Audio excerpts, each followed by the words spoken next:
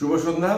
আজকে যে ভিডিওটা নিয়ে আপনাদের কাছে আমি এসেছি দর্শকের দরবারে সবসময় আমি রাজীব ঘোষ, সেই ভিডিওটা কিন্তু মারাত্মক অ্যালার্মিং ভিডিও।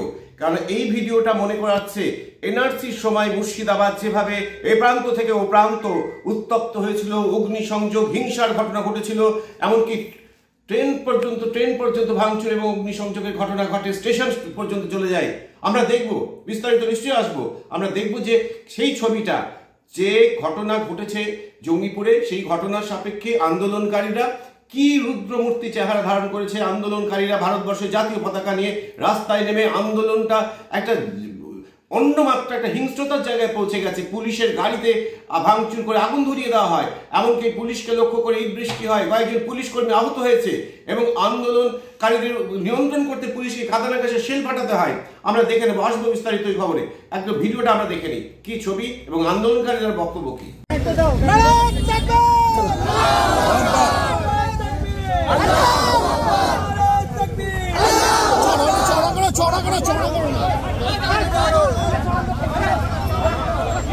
ওটাকে সোজা করো, ওটাকে সোজা করো, উপরটাকে সোজা করো, উপরটাকে সোজা করো।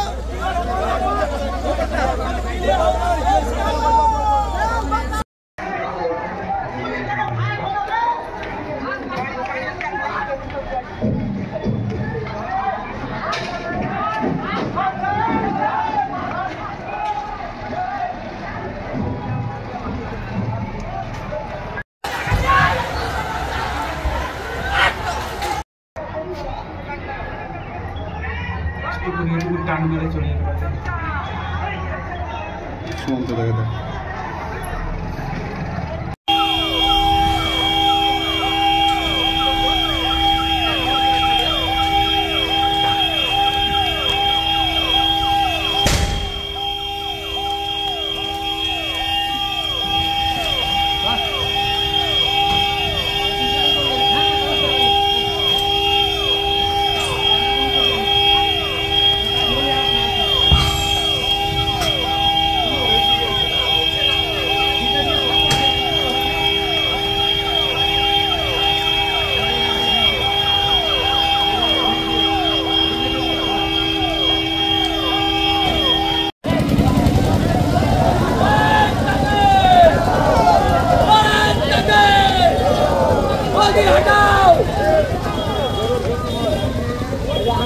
সরকার যে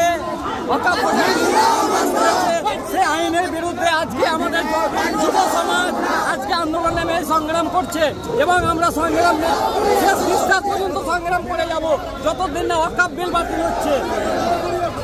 কোথা থেকে শুরু করলেন আজকে? জোর থেকে শুরু করলাম, আমরা এই র্যালি নিয়ে পিডব্লিউডি অব্দি যাবো এবং কিছুক্ষণের জন্য করেছিলাম, শেষ করে আমরা র্যালি নিয়ে আমরা পিডব্লিউডি ময়দানে যাবো। সরকার যে সে আইনের বিরুদ্ধে আজকে আমাদের যুব সমাজ আজকে আন্দোলন নেমে সংগ্রাম করছে এবং আমরা সংগ্রাম শেষ নিঃশ্বাস পর্যন্ত সংগ্রাম করে যাব যতদিন না ওয়াকফ বিল বাতিল হচ্ছে। কোথা থেকে শুরু করলেন আজকে? জোর থেকে শুরু করলাম, আমরা এই র্যালি নিয়ে পিডব্লিউডি অব্দি যাবো এবং কিছুক্ষণের জন্য করেছিলাম, শেষ করে আমরা র্যালি নিয়ে আমরা পিডব্লিউডি ময়দানে যাবো। আপনারা দেখলেন সেই ভিডিও, আগুন জ্বলছে, পুলিশের গাড়িতে দাও দাও করে ঘটনাস্থলে দমকলের ইঞ্জিন এসে পৌঁছেছে এবং যে পরিস্থিতি, আন্দোলনকারীদের যে হুঁশিয়ারি, সেই হুঁশিয়ারি কিন্তু মারাত্মক। এই যে আন্দোলন জঙ্গিপুরে হয়েছে, ভাঙচুর হয়েছে, অগ্নিসংযোগ হয়েছে, আন্দোলনকারীদের দাবি, এই আন্দোলনকারীরা হচ্ছে মুসলিম সম্প্রদায়ের মানুষ, তাদের দাবি হচ্ছে খুব পরিষ্কার। তারা বলছে কেন্দ্রের মোদী সরকারকে সরে যেতে হবে এবং যে ওয়াকফ আইন, সেই ওয়াকফ আইন প্রত্যাহার করতে হবে এবং সেই ওয়াকফ আইন প্রত্যাহার না করলে এই আন্দোলন আরো তীব্রতর চেহারা নেবে। খুব স্বাভাবিকভাবেই একেবারে ফিরে যেতে হচ্ছে যে এনআরসির সময় মুর্শিদাবাদ যে অবস্থা, যে পরিস্থিতি অগ্নিগর্ভ হয়ে উঠেছিল, গোটা দেশের নজর ছিল যে মুর্শিদাবাদের দিকে। একের পর এক station, rail, Beldanga station, Rejinagar station, rail line, Lalgola স্টেশনে দাঁড়িয়ে রয়েছে ট্রেন, সেখানে অগ্নিসংযোগ, সুতি টোল প্লাজা থেকে দপাহাটে একের পর এক দোকান ভাঙচুর, অগ্নিসংযোগ, একটা ভয়ঙ্কর পরিস্থিতি তৈরি হয়েছিল এনআরসি সময়। সেই জিনিসটা সেই দিকেই কি এগোতে চলেছে মুর্শিদাবাদ এই ওয়াকফ বিল নিয়ে? এবং পাশাপাশি আন্দোলনকারীরা ভারতবর্ষের জাতীয় পতাকা নিয়ে খুব তীব্র স্বরে চিৎকার করেছেন। তারা বলেছেন যে মোদী সরকার হটাও, মোদী সরকার দূর হটো। এবং তাদের বক্তব্য হচ্ছে খুব পরিষ্কার যে ওয়াকফ আইন প্রত্যাহার করতে হবে। আর সেই দাবিতেই আন্দোলনকারীরা হিংস্র একটা রূপে হিংস্রতা দেখালো, তাণ্ডব চালালো, রীতিমতো পুলিশের গাড়িতে ভাঙচুর করে আগুন লাগিয়ে দিল, পুলিশ কর্মী আহত হলো, পুলিশকে লক্ষ্য করে বৃষ্টি হলো। এই যে পরিস্থিতি তৈরি হচ্ছে এবং আন্দোলনকারীদের হুঁশিয়ারি, ওয়াকফ আইন প্রত্যাহার না করলে এই আন্দোলন চলতে থাকবে। এই হুঁশিয়ারির মধ্যে যে বীজ নিহিত রয়েছে, এই হুঁশিয়ারি যদি বাস্তবতা পায় তাহলে মুর্শিদাবাদের মতো মুসলিম অধ্যুষিত সংখ্যালঘু এই জেলায় কিন্তু একটা এনআরসির মতো পরিস্থিতি, অগ্নিগর্ভ পরিস্থিতি আগামী দিনে তৈরি হতে পারে। সুতরাং সে বিষয়ে প্রশাসনকে এখনই কিন্তু দৃষ্টি দেওয়া উচিত।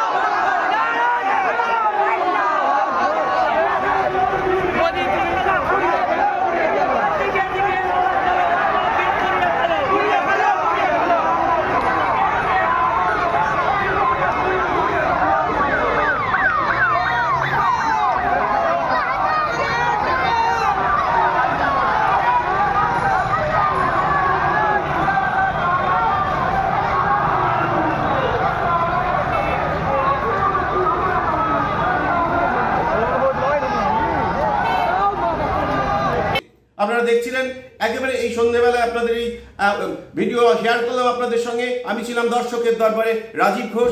দেখতে থাকুন সবসময় টিভি চ্যানেল, সবসময় টিভি সামাজিক মাধ্যম, ফেসবুক, ইউটিউব। এই ভিডিওটি ভালো লাগলে লাইক করুন, শেয়ার করুন, কমেন্ট করুন।